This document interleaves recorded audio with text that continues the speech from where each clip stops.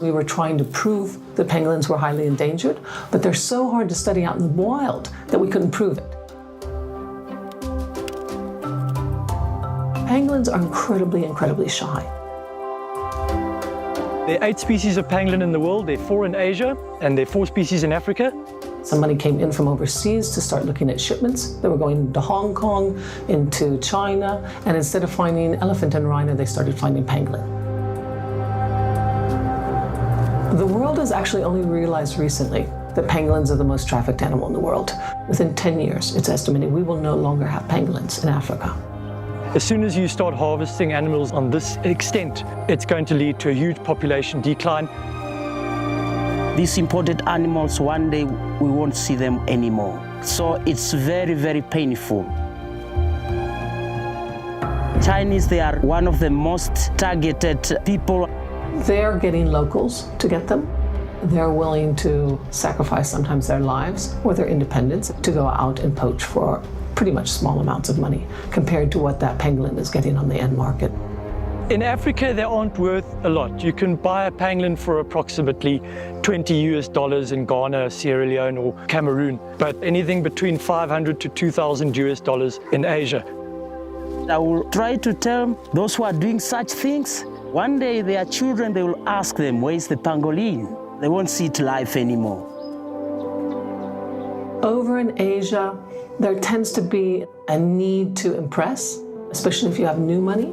It's a good way to show it, either by eating live pangolin at restaurants or by using the scales. Mostly the scales of the pangolins are used because it's the only mammal covered in hard keratinous scales.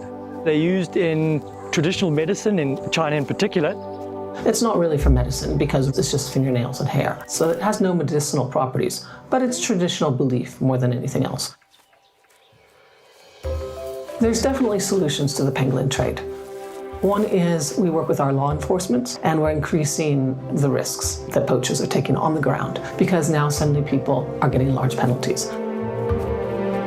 The second is you work from the Asian market.